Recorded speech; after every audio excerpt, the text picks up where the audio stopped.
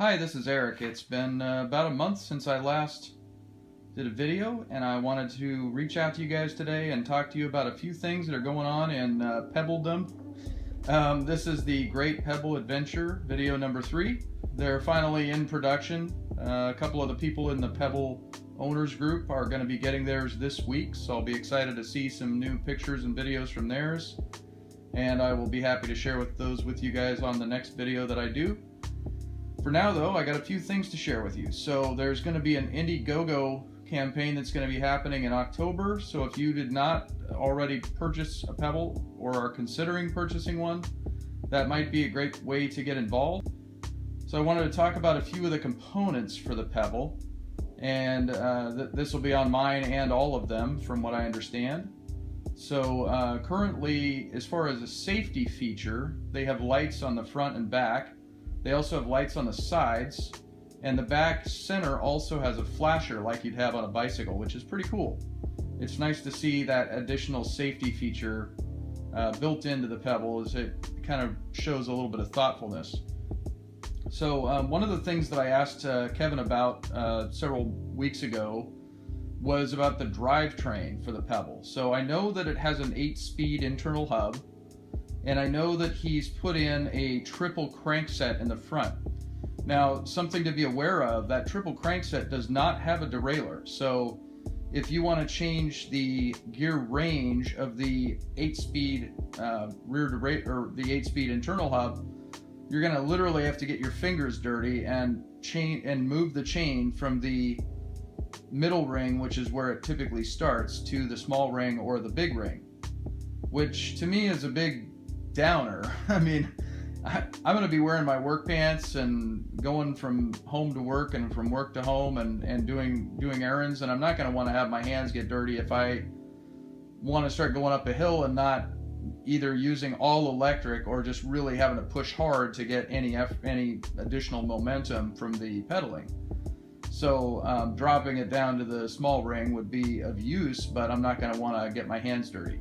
I suppose I could carry a rag or some, gloves with me or something, but I don't know. I don't see that as a real benefit. So to me, my thought is, well, maybe putting in something like a Patterson crankset, which is a type of crankset, has 2 different gear ranges, like a low range and a high range. And I also found this other one called FNEO, which is literally a triple crankset designed with a planetary gear in the crank. It's like a triple crankset, but the chain doesn't move.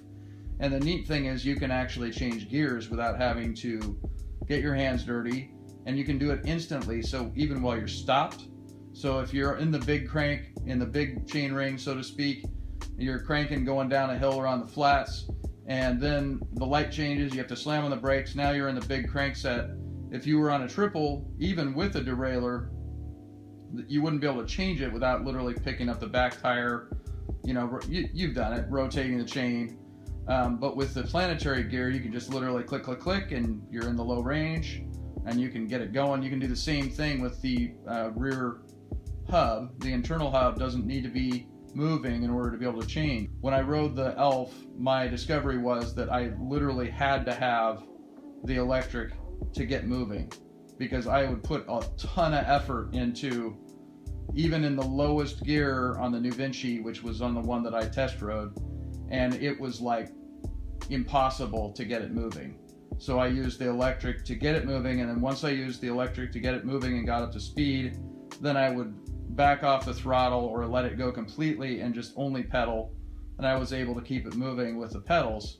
But that getting it started was required to have the electric, and I'm guessing that I'm going to run into the same thing with the Pebble.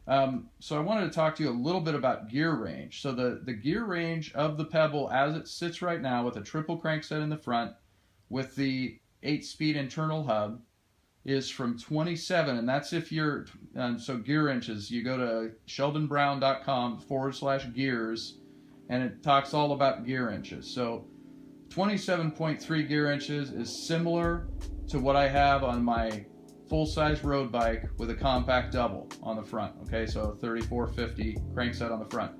So 27 is fine on a bike that only weighs 18 pounds. and that you don't have anything else on it. You're not carrying panniers, not going up a big Herkin hill, like a Pikes Peak sort of hill. So 27 is fine for that kind of use.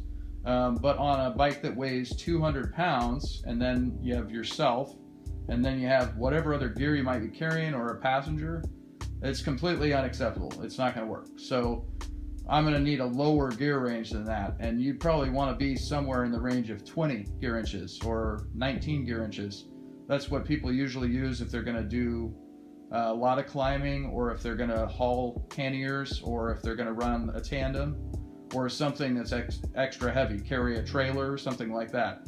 So you want to be closer to 20 gear inches on the low end. And then on the high end, this thing's at 151 gear inches. So that's if you put it in the tallest gear on the 8-speed cassette or 8-speed internal hub, and you use the big chain ring in the front. So that range, 151 gear inches, that is 25 to 30 gear inches higher than a full-size 3953 crankset on a full-size road bike. So that is like insanity. Like, you could be still pedaling while you're going downhill at 45 miles an hour on a road bike. So that's like, that doesn't make any sense. So I think making the whole range lower would make a lot of sense. And it would just work better for the Pebble all the way around. And I mean, I don't know about you, but if I'm going downhill and I'm going over 45 miles an hour, I don't really want to still pedal. I'm not going to go, I'm not planning on going over 30 in my Pebble, probably ever. I think the steering and it'd be, if I hit a big bump, I could like topple a thing over, roll it. It just doesn't sound like a smart idea. Wind shear could be really scary at that speed.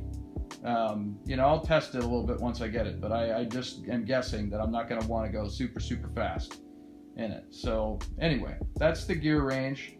And with the F-Neo that I talked about briefly, having that, adjusting the cog on the back, because I think Kevin said that the cog that they have on the back is a stock 25.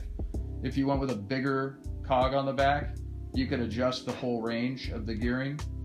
And you can play around a little bit on the sheldonbrown.com website and kind of figure out what is going to work best for you. If you live in an area that's really flat, then the gearing that's in there now might be just totally fine for you.